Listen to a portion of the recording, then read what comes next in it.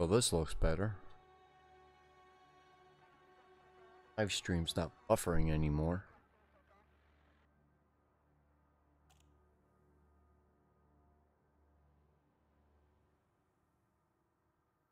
Alright, let's switch to the game.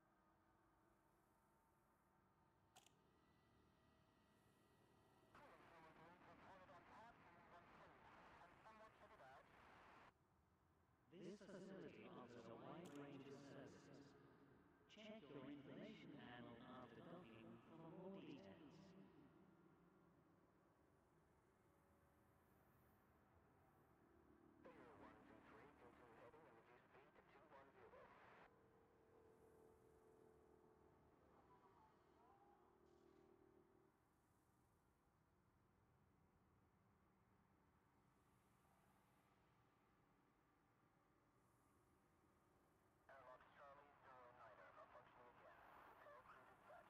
This is a message to all commanders.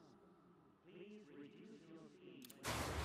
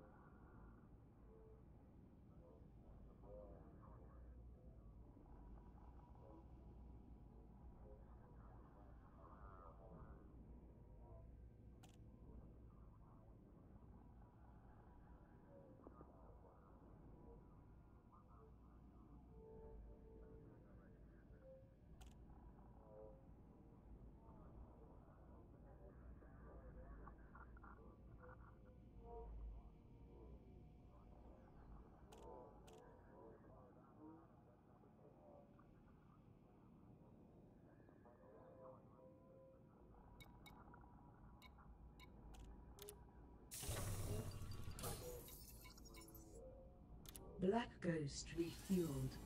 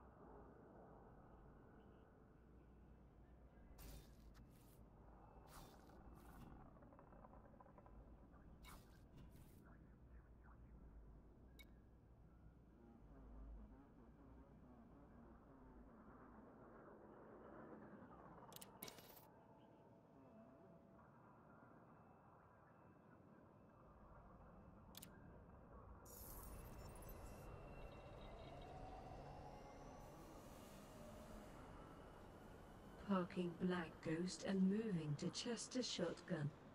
You have a size 5 fighter hangar. It has a F-63 Condor with Gillette loadout and fixed weapons. It is 6 rebuilds remaining. You have a size 6 SRV hangar. It is a SRV Scarab with starter loadout. It is 1 rebuild remaining. It is a SRV Scarab with starter loadout. It is 1 rebuild remaining. Reminder, you need to assign a crew member to active duty. Geraldine Bauer is now on active duty.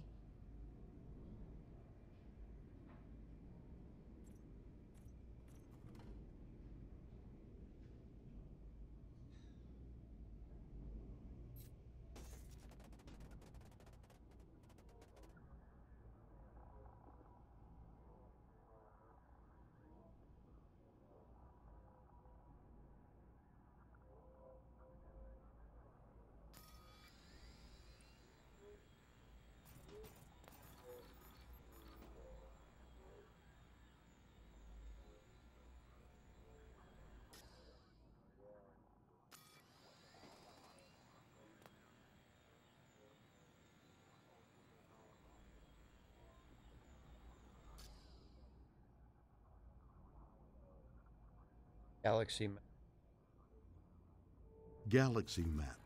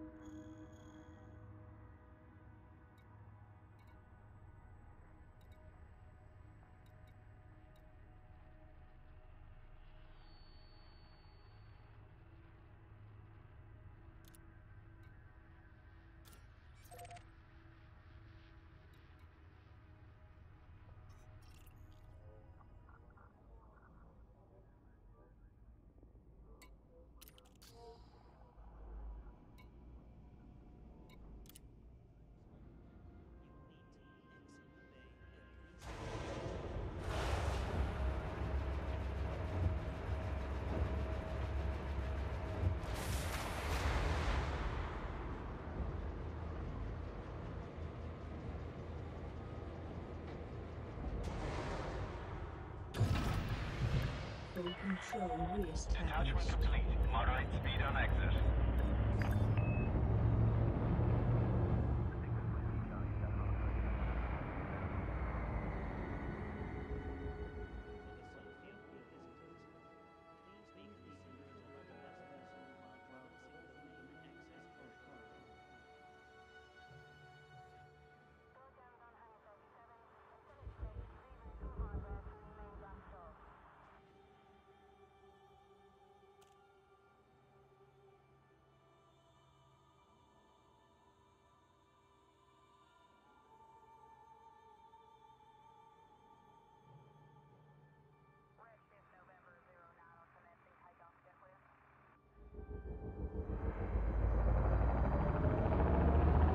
Back lane. Landing gear up.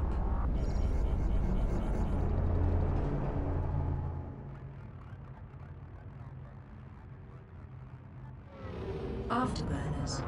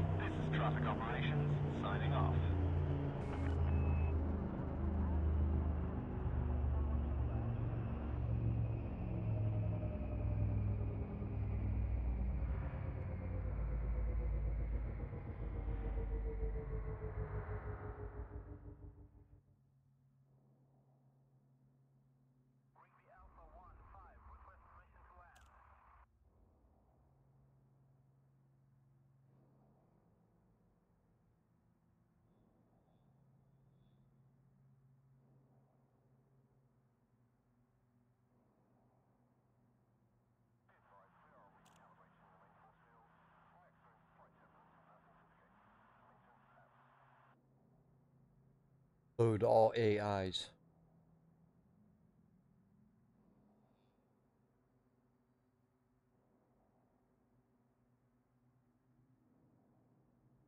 Cleo? Budge up, I'm coming aboard. Sorry I'm late.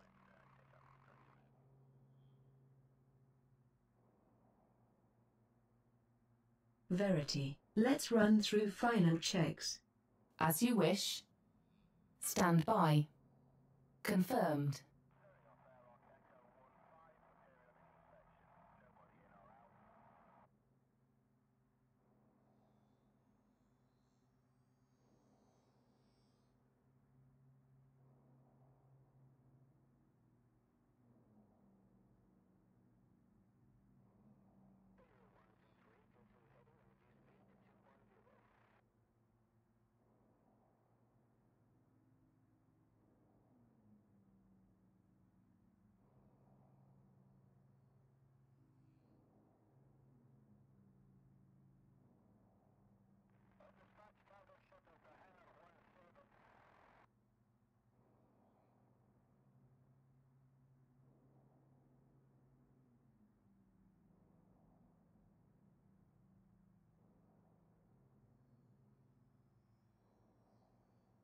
Load all AIs.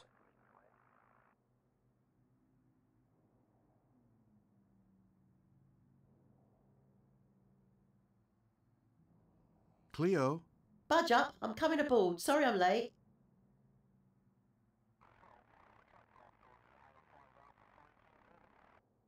Verity, let's run through final checks. As you wish. Stand by. Confirmed.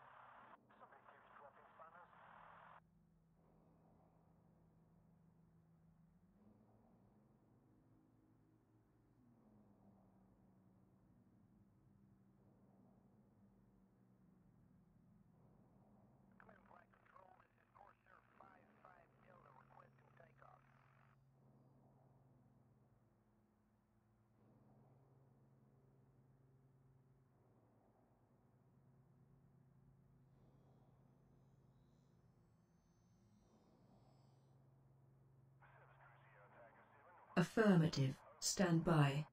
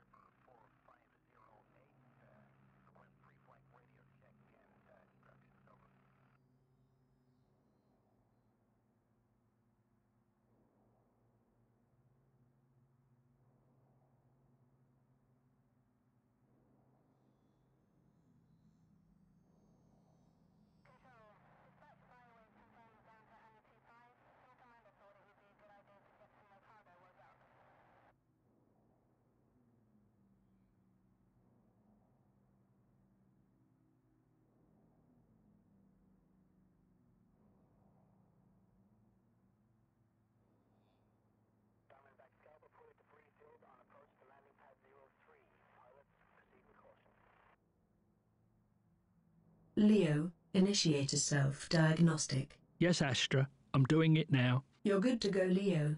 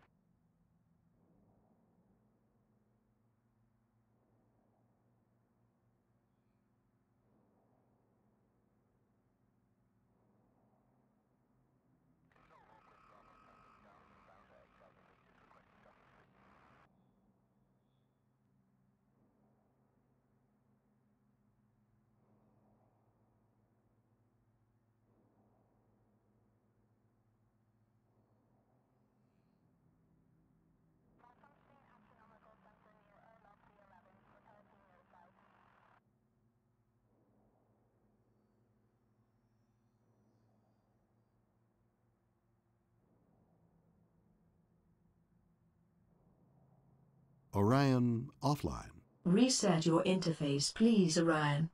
Orion online. Thank you, Orion.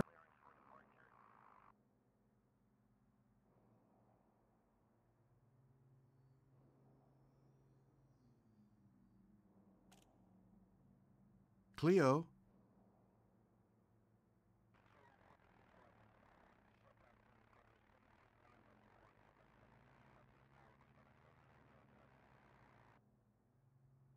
Budge up, I'm coming aboard. Sorry I'm late.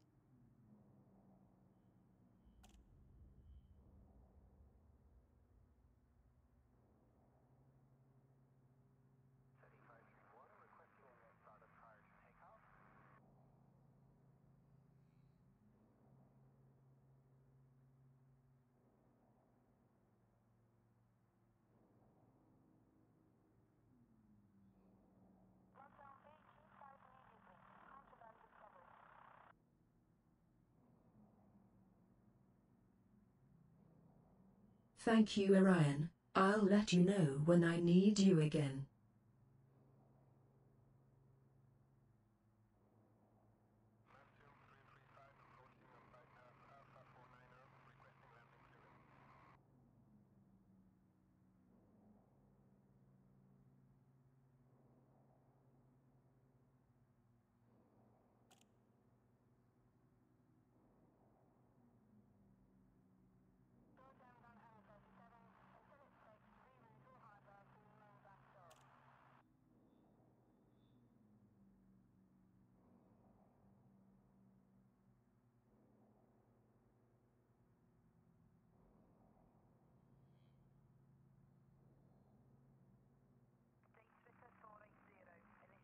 Hi, I'm Eli. No, I don't care for pleasantries. Just do your job.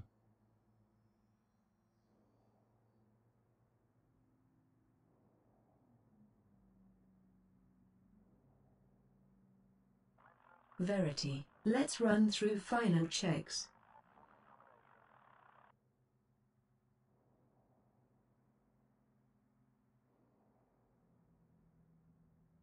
As you wish.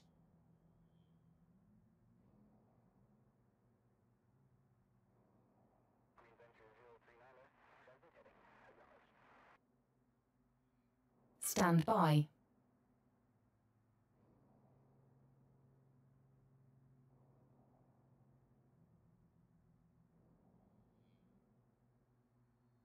Confirmed.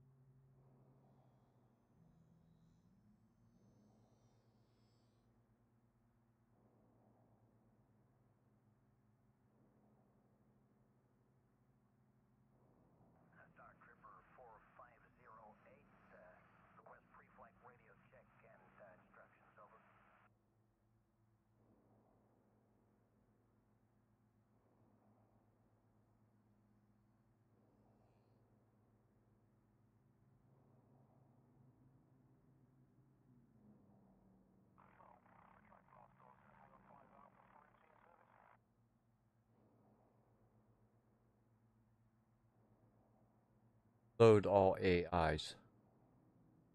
Affirmative. Stand by. Leo, initiate a self-diagnostic. Yes, Astra. I'm doing it now. You're good to go, Leo. Orion offline. Reset your interface, please, Orion. Orion online. Thank you, Orion. Cleo, Budge up, I'm coming aboard. Sorry I'm late. Thank you, Orion. I'll let you know when I need you again. Hi, I'm Eli. No, I don't care for pleasantries. Just do your job. Verity, let's run through final checks. As you wish. Stand by. Confirmed. Accepted. You may now proceed, Greg.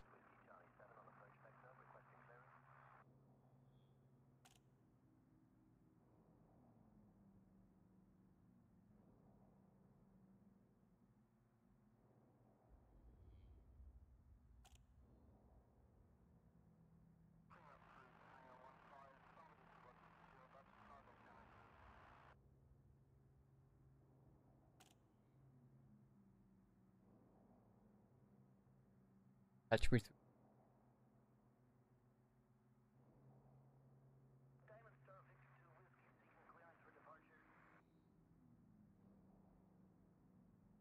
Patch me through the hold. I'll patch you through. And now we have a subject close to my heart. Perhaps the most powerful organization in the galaxy. The Empire.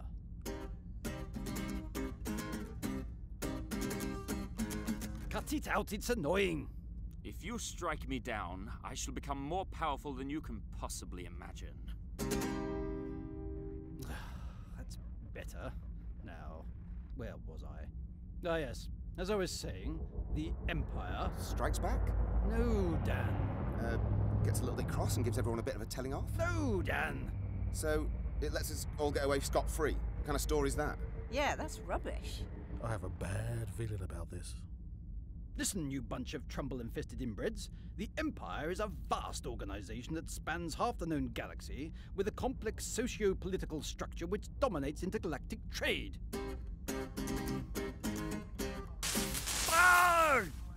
Did you get him, human? He underestimated my powers. Hokey books and ancient knowledge are no match for a mains plug at your side, kid. You've shorted the lights again. Welcome to the dark side.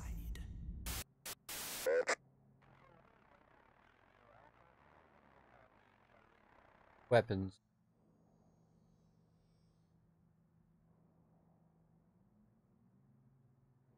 Weapons.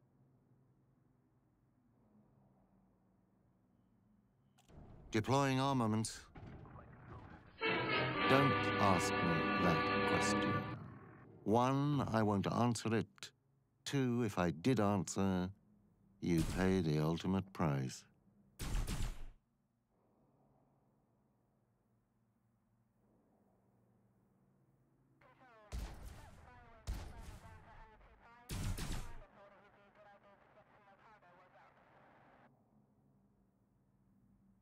Cracked weapon. Retracting armaments. He's dead, Jim. He's dead, Jim. He's dead, Jim. Dead, Jim.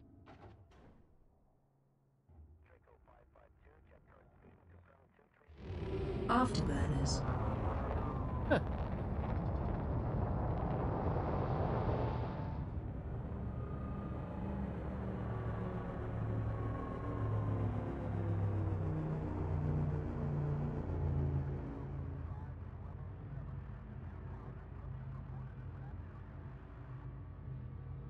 Jump. Frame shift drive engaging.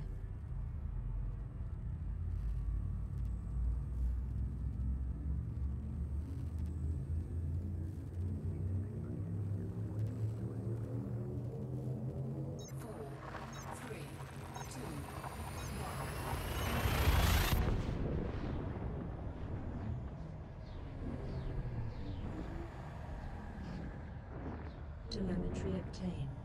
Chester's shotgun is traveling to the V-18-6 Centauri system. Caution. White dwarf detected. You have visited this system 19 times. V886 Centauri is a Federation democracy with a population of well over 5 million souls, allied with Felicia Winters. V886 Centauri Future is the immediate power. There are 2 orbital stations and a single planetary station in this system. List books. Accessing library. Stand by. Black Star passes. Elite Reclamation. Skylark of Space. Skylark 3. Mostly harmless. And here the wheel. Mission almost completed. Crossing the line. Children of Zeus. Pinakajaka. The Maledict. The easy way out. Blood is thicker. A game of death. An ode to Betty Cole. Cat's Cradle. Nature's way. Beyond civilization. Research purposes. A question of intelligence. The Comet's Trail. Outtakes. Escape Velocity Series 1. Escape Velocity Series 2. Escape Velocity Series 3. Islands of Space. Invaders from the Infinite. We are Bob Book 1. We are Bob Book 2. We are Bob Book 3.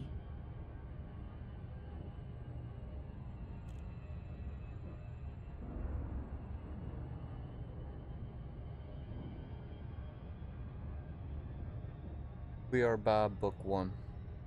Searching your library. Stand by. Title selected. Thank you. Now, please choose a chapter or simply start from the beginning. Chapter 1. Selecting Chapter 1.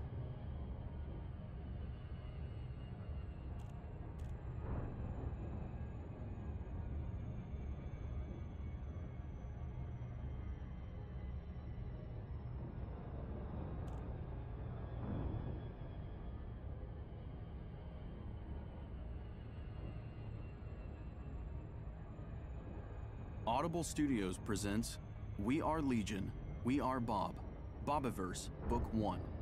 Written by Dennis E. Taylor. Performed by Ray Porter. Part 1. 1. Bob version 1.0. So, you'll cut my head off. I raised an eyebrow at the sales critter. I was baiting him. I knew it, he knew it, I knew he knew it. He grinned at me, happy to go along with the routine as long as me and my wallet continued to pay attention. Mr. Johansson. It's Bob, please. You're not talking to my father. The Cryo Eterna sales rep, the name tag identified him as Kevin, nodded and gestured toward the big placard which displayed the cryonics process in ghoulish detail. I took a moment to note his Armani suit and $100 haircut. It appeared there was money in cryonics. Bob, there's no point in freezing the entire body. Remember, the idea is to wait for advancements in medicine to be able to cure whatever killed you. By the time they can resuscitate your corpse, they'll likely to be able to grow you a whole new body. That would be easier, in fact, than trying to patch up the old one. That's just insane enough to be true. All right, Kevin, I'm sold. I looked down at the papers he'd set out in front of me. 10,000 deposit, annual payments, insurance. Kevin stood patiently, letting me scan the information without interruption. I might be drunk with my newfound wealth, but almost a decade as an engineer and a business owner wouldn't let me do anything without checking all the documentation. Finally, I was satisfied. I signed the paperwork, wrote a check, and shook hands with Kevin. You are now a client of Cryo Eterna, Inc., he said, handing me a card. Keep this in your wallet at all times. In case of death, we will be contacted. Once death has been pronounced, we will behead me. Yep, and freeze your head, pending medical advances sufficient to bring you back. The guidelines for setting up a trust are in your information package. Kevin handed me a thick, bright blue folder with a barely visible cloud pattern and the corporate logo emblazoned on the front. We'll have the formal documents printed up and mailed to your home address. And welcome to Cryo Eterna. With that, he stuck out his hand and we shook. Again. I did a little skip step as I left the Cryo Eterna office. Trust had already been set up, but I didn't want Kevin to know I had decided to sign up before I even walked into the office. No point in making his job too easy. I couldn't decide if this was a canny investment in my future or a mind-blowingly stupid waste of money. Well, what the hell? The sum the TerraSoft was paying me for my software company ensured financial stability for the rest of my life, and now, beyond. Not to mention a significant upgrade in my lifestyle. I'd been attending the Vortex SF convention every year since they first started up in Las Vegas, but this year, I wasn't part of the riffraff. As I walked the 2 blocks from the Cryo Eterna offices to the convention, I pulled the VIP pass out of my pocket and put the lanyard around my neck. This pass gave me many extras over the standard item. Access to hospitality suites, ability to bypass lineups for autographings, and reserved spaces for panels, among other things. I'd also bought a pass for Jenny, and there it was. I'd invoked She Who Must Not Be Named. Pause audiobook. I stopped dead in the middle of the sidewalk, earning glares from tailgaters Arming and a muttered weapons. curse from a Jedi Knight wannabe. I began deep breathing to still the panic attack. This time it took only moments to get myself under control. Nothing like practice, I guess. I was still having several panic attacks per day, but that was way down from just after the breakup. It was like having a bad tooth. You keep poking at it with your tongue, even knowing that it's going to hurt each time. With a conscious, active will, I brought my thoughts back on track. I'd taken advantage of the VIP pass by reserving space in a couple of back-to-back panels, and the first one was starting in less than 15 minutes. Exploring the Galaxy featured Lawrence Vienne as one of the speakers. He was a popular and prolific science fiction author, and many of his story concepts had helped shape the modern genre. It took only a couple of minutes to get to the convention center and find the seminar rooms. Con-staffers had already gotten the VIP seated and were about to let everyone else enter when I pulled up, panting and waving my pass. The attendant motioned me in with no more than a glance. I got an aisle seat by pure fluke. As I rushed into the room, someone stood up right in front of me and turned to walk out. Without breaking stride, I slid into the vacant seat, and the woman seated beside me did a double take. She must have thought the other guy had morphed. I turned my head to watch as they opened the doors to the common rabble. People poured into the conference room until attendants had to close the doors or face the wrath of the fire marshal. The Las Vegas hotels tended to have good air conditioning. No one wanted distracted or uncomfortable clients, but a lot of the attendees had been in costume for too long. I tried to breathe through my mouth while hoping the ventilation would eventually catch up. In typical con fashion, very little concession had been made for aesthetics. The tables and chairs were the standard folding variety, and the session information was written on a large whiteboard in black marker because I guess color would be too much bother. No one cared. The moderator, a short, round black man with a permanent smile, called for attention. Good afternoon, gentle beings. Today we'll be hearing from Lawrence Vienne. Spontaneous cheering forced him to pause. Who will talk about the technological and economic prerequisites to get interstellar probes into space. After that, Dr. Gerald Carlisle, more cheers, will talk about the biology of extraterrestrial life. We're looking forward to a great panel today. So without further ado, I give you Mr. Vienne. The applause went on for several minutes. Lawrence smiled patiently through it and gave the occasional wave. Finally, it died down and I settled in for a good listen. I sniffed at my clothing just to make sure I hadn't picked up some of the odor from the room. The second panel had been even more ripe than the first. If not for the subject matter, I'd have bailed, but any discussion of von Neumann probes was like catnip. I decided I wouldn't need to change before meeting my soon-to-be ex-employees for lunch. I left the convention center and headed for the agreed-upon restaurant, grinning at the spectacle around me. science fiction conventions inevitably spilled out onto the streets. Stormtroopers, Chewbacca, and Enterprise crew critters wandered everywhere. Throngs of fans filled the sidewalks and crossed the streets with or without traffic light assist. I'd seen more than a few exchanges of middle fingers, accompanied by suggestions of an autoerotic nature. Great fun. Fans packed the restaurants 24/7, but the waitstaff didn't complain. Nerds tend to overtip. I'd heard that the casinos were less happy with the level of gambling. Turns out nerds understand probability. I made it to the restaurant without losing any body parts and found my group. To TerraSoft. Carl raised his glass as he gave the toast. TerraSoft. The rest of us raised our glasses in response. Carl, Karen, and Alan had been my first hires at Intergator Software. They had been loyal and patient through the early hard times, and I had made them shareholders in the company. My engineering design and analysis application had eventually grown to be the #1 product in its niche, outselling competitors like TerraSoft by a significant margin. TerraSoft reacted with a truly eye-popping buyout offer. We were now all sharing in the windfalls. These three might still have to work for a living, but they wouldn't have to make mortgage or car payments. I had invited the trio to spend the week in Las Vegas on my dime. Only Carl took me up on the offer of the VIP Con Pass, the other two pleading sanity. Alan and Karen stated their intention to see every single Las Vegas show. At several per day, they looked like they were approaching saturation. How are you holding up, Bob? Carl looked at me with one eyebrow raised. Pretty good. I signed with Cryo Eterna this morning. Karen made a low growling sound and looked away. She didn't need to say anything. She'd already made her opinion very clear on that subject. I waggled my eyebrows at her and continued. And I just went to a couple of very interesting panels, exploring the galaxy and designing a von Neumann probe. Alan laughed. No theme there, not at all. Engineers, jeez.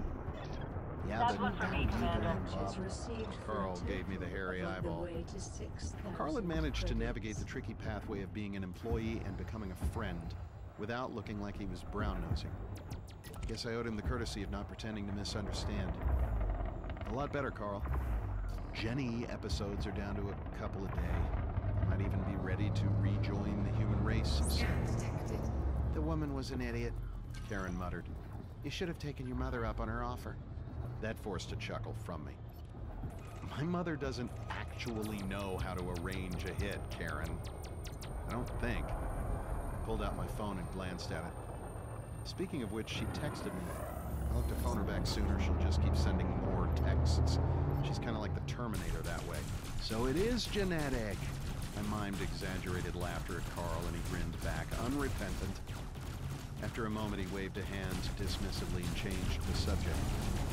Anyway, part of the purpose of coming to the con this year was as a distraction from the breakup, right? So how were the panels? Karen groaned, and I leaned forward to put my elbows on the table. Really interesting. Dr. Carlisle theorizes that life will generally be similar on different planets with similar climates, and maybe even digestible by humans. Panspermia, you know, common biological origins. Horse cookies. No, seriously, Alan. He gave a pretty good argument for a common chemical basis for life. Not Star Trek level compatible, but we could probably subsist on an alien ecosystem. I'll wait and see, Alan said. How about the other one? Space probes? Von Neumann probes. Automated probes that reproduce as they visit star systems. Turns out nanites are out and 3D printers are in for self-replication. Carl nodded. As advancing technology leaves fiction behind. Again. Wait, what? Alan said, looking perplexed. Carl and I both smiled indulgently. Alan was not a science geek, despite a background in software development. I gestured with my hands as I described the idea. You've seen 3D printers, right? Printing things like plastic parts, medical prosthetics, and toys. That is not, I continued. So, take it to the next level. Have them able to deliver any element, one atom at a time, according to a design.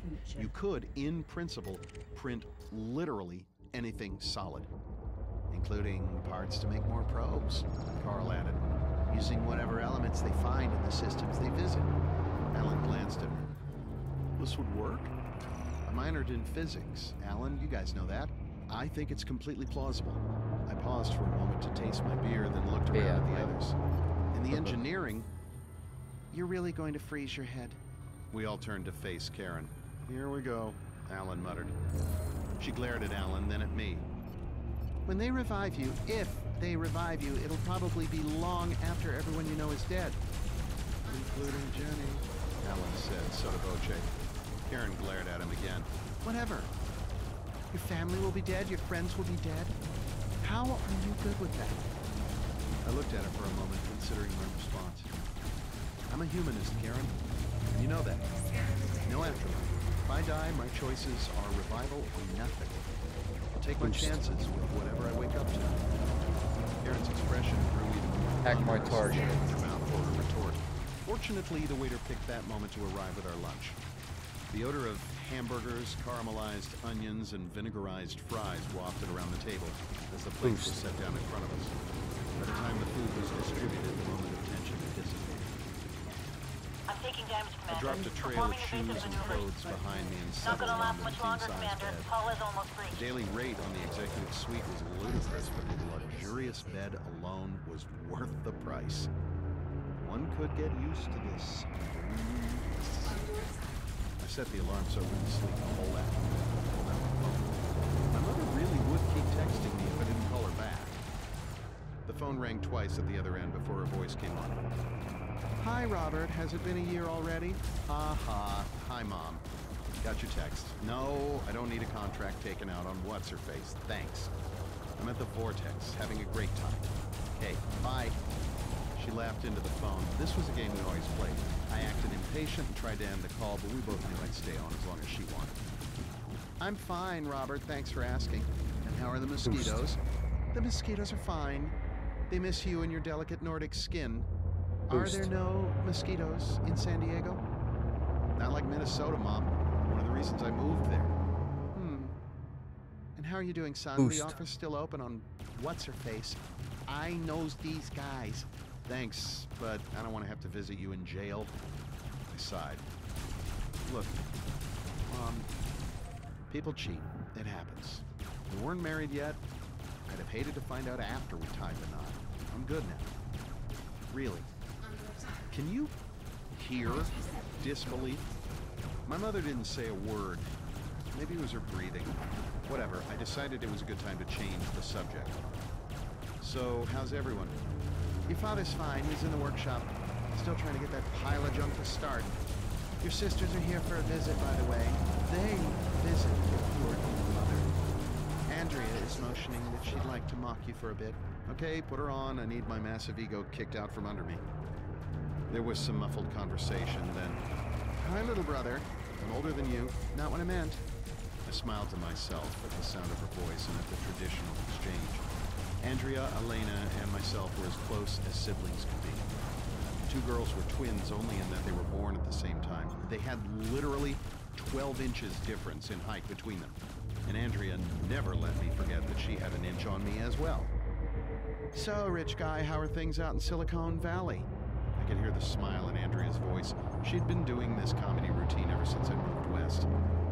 It's Silicon, Andrea, and that's in Frisco. I watch TMZ. I stand by my comment. Ooh, the butthurt is strong in this one. Andrea laughed. We spent a few minutes more exchanging insults, updating news bites. Then I told her to say hi to Elena and Dad. Thank God for family. And thank God for a couple thousand miles of distance. When everyone was home at the same time, I could generally take it for about half an hour before I retreated into the basement. Usually Dad followed about 10 minutes later.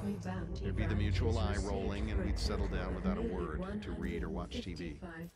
My father and I were both loners by disposition. We could sit in the same room for hours, not say 5 words to each other, and both be completely comfortable. It drove my mother crazy.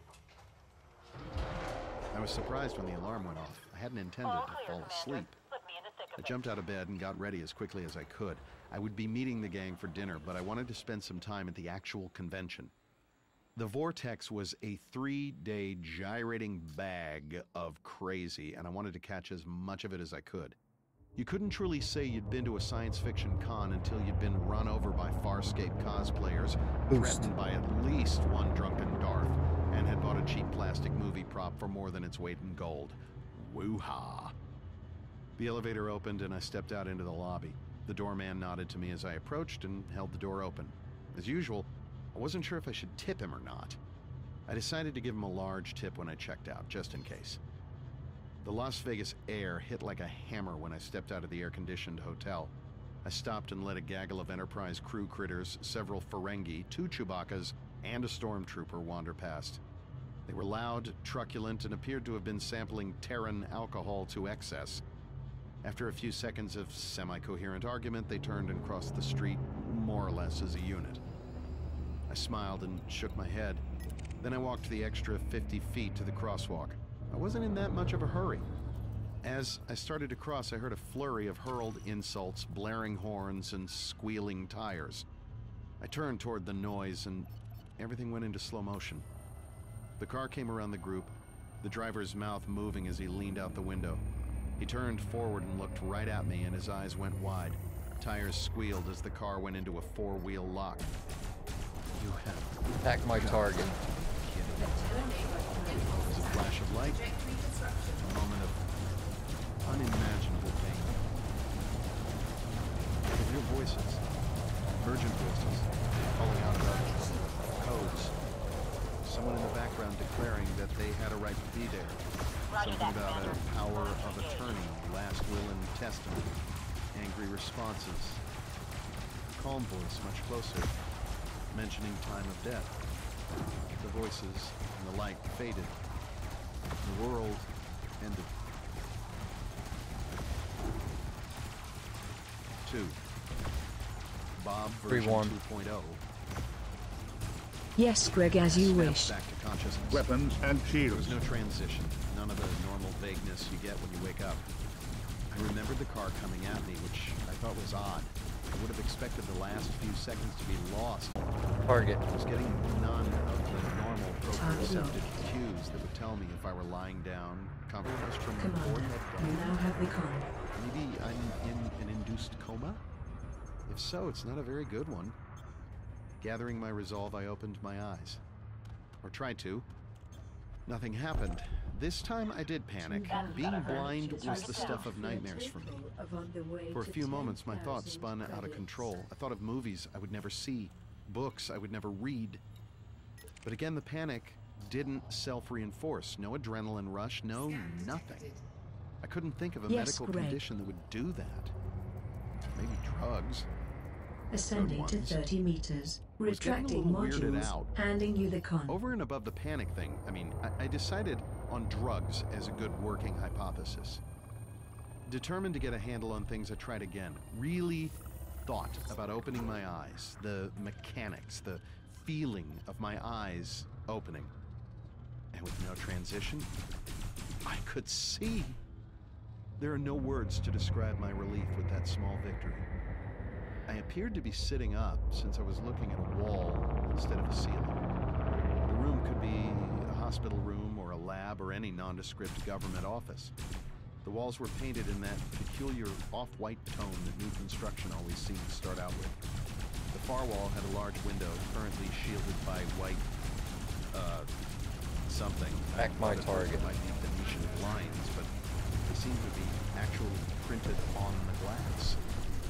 I expected to see part of my body in the foreground, perhaps under plain hospital sheets, but instead there was just a flat plane, like maybe a desktop. Just beyond the flat plane, a man sat consulting a tablet. He looked, I kid you not, exactly how most of us visualize Sigmund Freud, right down to the lab coat. You can't actually be a shrink, that would just be too cliche.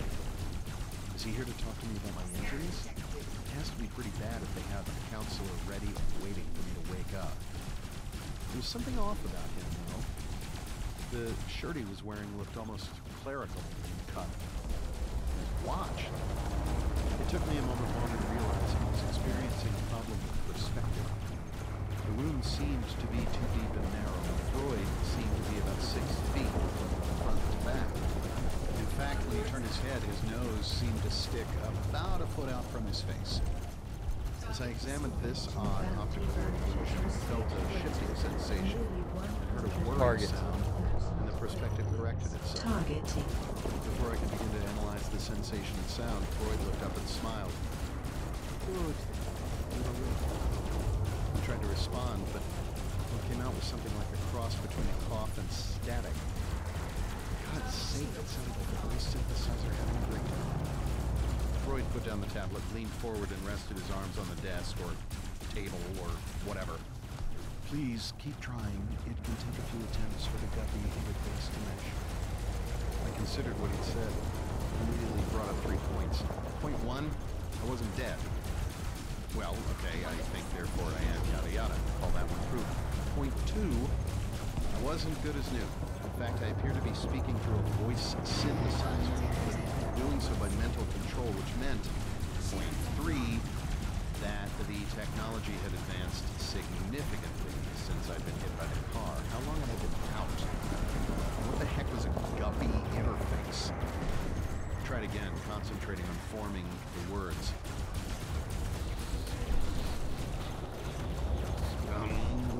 Target.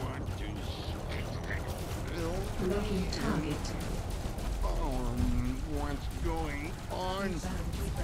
Freud clapped his hands once. Excellent. I am Dr. Landers, Bob. I will answer any questions you have, and I will help to prepare you for your new life. New life? What's wrong with my old one? I already don't like where this is going. Dr. Landers pulled the tablet over so that it was directly in front of him. So, what's the last thing?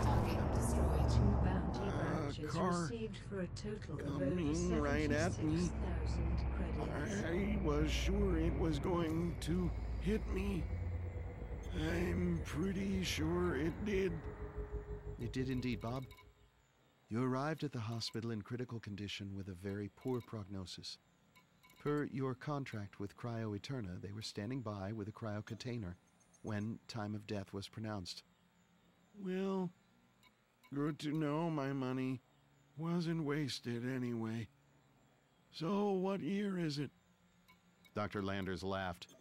So nice to talk to a subject so quick on the uptake. It is June 24th, 2133, and we are currently in New Handletown, which would have been Portland in your day. I was surprised by that. So that's 117 years. Wait, where did that come from? I'd always been able to do math in my head with no effort, but it normally required me to at least go through the calculation steps. This answer had arrived as if spoken in my ear. Huh, something to investigate later. Add to to-do list. I turned my attention back to the doctor. The shirt made a little more sense now. Styles would change in 100+ years. I really wanted to get a look at that watch, though. Whose handle? I asked. Now, Bob, we're getting ahead of ourselves. I have an established script for bringing candidates up to date, and history lessons come later. So, what happened Divert power to systems. Handletown? Dr. Landers smiled and shook his head in mock sorrow. I sighed Power and to nodded. shields? Well, I tried to nod. My field of view didn't move, so I had control over my eyes, but not my head. I was starting to suspect some kind of locked-in syndrome. Instead, I grunted. Right. So, can we talk about how much of me is still human? This artificial voice thing tells me that you haven't been able to make me good as new. How much is Borg? Should I ask for a mirror? Or would that be a bad idea? Dr. Landers glanced down at his tablet and hesitated, then looked back at me. Tracked weapons. It would be inaccurate to compare you to a Borg. If I remember my Trek trivia correctly, they are at least partly human. I think Mr. Data would be a better comparison. I simply stared at him for what seemed like forever. My mind was blank. I couldn't seem to form a thought. Finally, I found my voice. Excuse me? I noted almost in passing that I still wasn't having a panic attack. For the first time, I suspected I knew why. You, Bob, are what most people would call an artificial intelligence. Although that's not strictly accurate, you are a copy of the mind of Robert Johansen, created by scanning his cryogenically frozen brain at the subcellular level and converting the data into a computer simulation. You are, essentially, a computer program that thinks it's Robert Johansen. A replicant. Does that mean I'm immortal, then? Dr. Landers looked startled for a moment, then threw his head back and laughed. That is definitely not the reaction I normally get. We seem to have skipped the denial phase entirely. I'm feeling more and more confident about our decision to replicate you. Well, thanks. I think. So then that is, Bob is still alive. Or still dead, I mean. Still in cryo. No, I'm afraid not. Dr. Landers shifted uncomfortably in his chair. The recording process is destructive. We have to thaw the brain sufficiently to be able to measure the synaptic potentials without allowing ice crystals to form. Chemicals are involved which render the brain non-viable. There's no point in trying to refreeze it afterwards. The revelation hit me with a jolt, almost like touching a live wire. I don't know why I should be more bothered by the fact of original Bob being dead. Either way, I was a computer program. But somehow the idea that I was all that was left of Bob felt like being stabbed. Bob had been discarded. But that means you killed me. The doctor sighed. And that's the cue for the history lesson. He settled himself more comfortably in his chair and assumed that far-off expression people get when they're lecturing. In 2036, the USA elected an over-the-top, unapologetic fundamentalist president named Andrew Handel. Yes, that Handel. During his term, he tried to ban election of non-Christians to any public post and tried to remove the constitutional separation between church and state. He was nominated, supported, and elected based on his religious views rather than on his political or fiscal expertise. And of course, he appointed persons of similar persuasion to every post he could manage, in some cases blatantly ignoring laws and procedures. He and his cronies rammed through far-right policies with no thought for consequences. In a number of cases, when challenged on the results, he declared that God would not allow their just cause to fail. He eventually brought the USA to its knees in an economic collapse that made the 2008 recession look like a picnic in the park. Dr. Landers tapped his tablet absent-mindedly. It was obvious to me that he knew the whole spiel by rote. In the next election, the public voted in the USA's first and only overtly atheist president, Desmond Ahern, mostly in reaction to the Handel travesty. Needless to say, the religious right went ballistic. In 2041, they staged a successful coup, and thus was born the free American independent theocratic hegemony. It took me perhaps a millisecond to parse out the acronym. I groaned. How long do you suppose it took them to work that out? Dr. Landers frowned. The official history doesn't mention Ahern or the coup at all, and Handel is credited with being voted in after running on a platform of criticism of the government. I see you've been abusing that privilege. Re-education. It's certainly something to be avoided. As a machine, though, you'd just be deactivated. Part of my job is to instruct you in right thinking so you can become a good servant of the state. Are you going to get in trouble at all? Some of your comments seem, insufficiently respectful. The Ministry of Truth, which is backing this venture, is surprisingly pragmatic. They are concerned with results and have guaranteed us that they will not interfere as long as they get what they're paying for. The doctor frowned. Some of the other ministries may be less so. We are cautious during any ministry visits. Got it. So anyway, I get to live out my days operating a garbage truck or something as a good servant of the state? Well, on that subject. You see, one of the first acts of the new theocracy was to declare all cryogenic facilities blasphemous and all corpuscles truly dead. They confiscated the client's assets, all those fiscal vehicles that you and others had set up to pay for your long-term storage, and finally they auctioned off all the cryo company's assets, which included a bunch of deep-frozen clients with no legal standing. Auctioned us off? Wouldn't the properly orthodox thing to do be to bury us? Not that I'm advocating that right now, you understand. Dr. Landers looked angry for a moment. Did theologues limit themselves to logical or consistent behavior in your day? Point taken.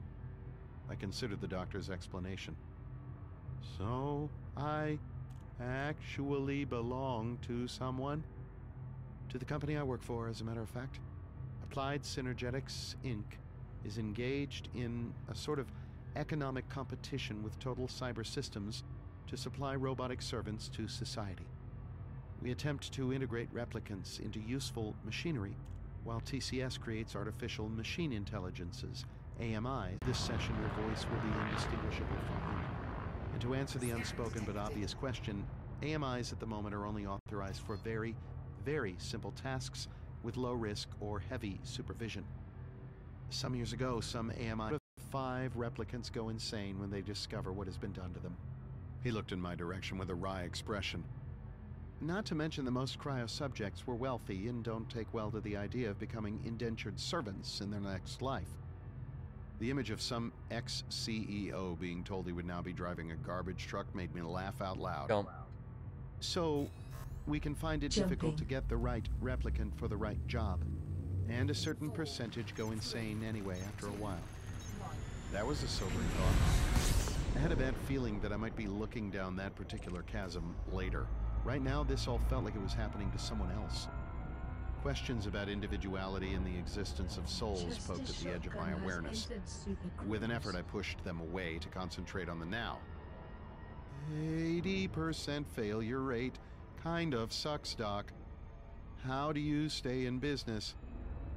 One success, Bob, can be installed in many units.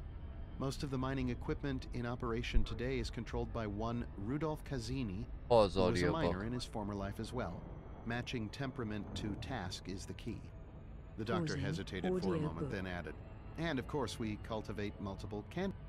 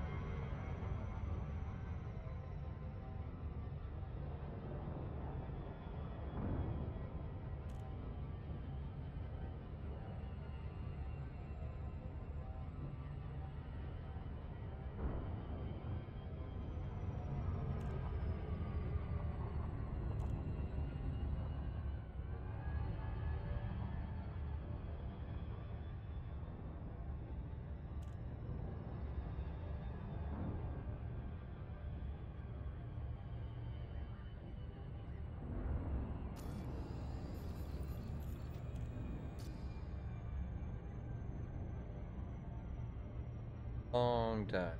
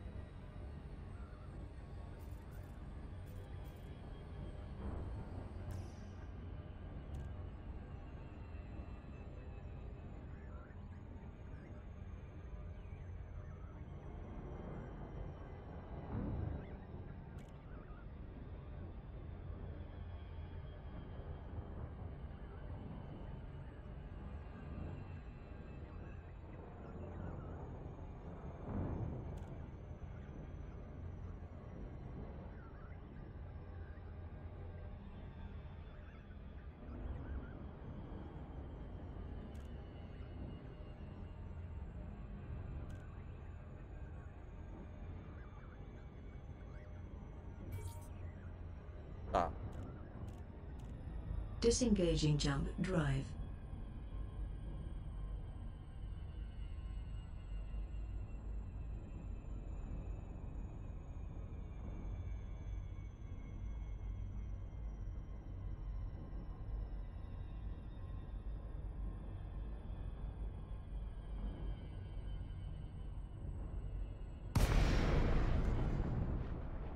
Chester Shotgunn Boost. has left Super Cruise in the vicinity. Afterburners. Core dynamics, Tango, Hotel, Echo. This port is under Plus federal docking. control. Submit to randomized security scans on approach.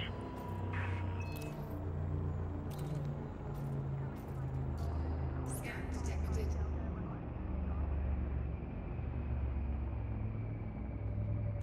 Docking. Acknowledged, dude.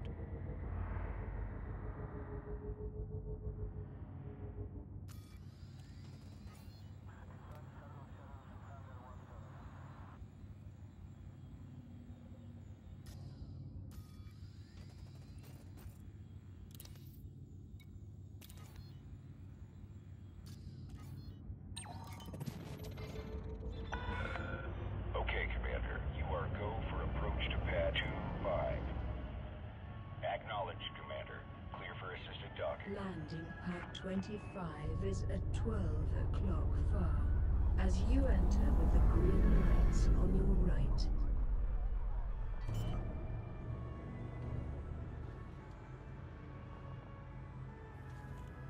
Landing gear deployed.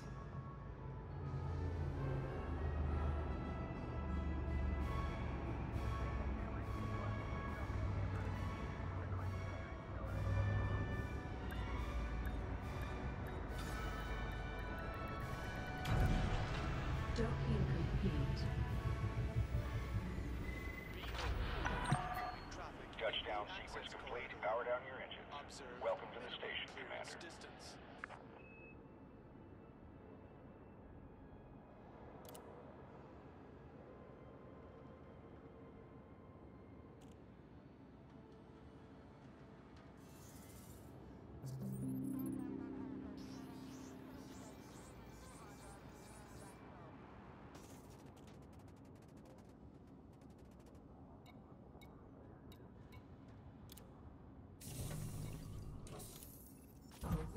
Chester Shotgunn refueled. Chester Shotgunn repaired. Chester Shotgunn restocked.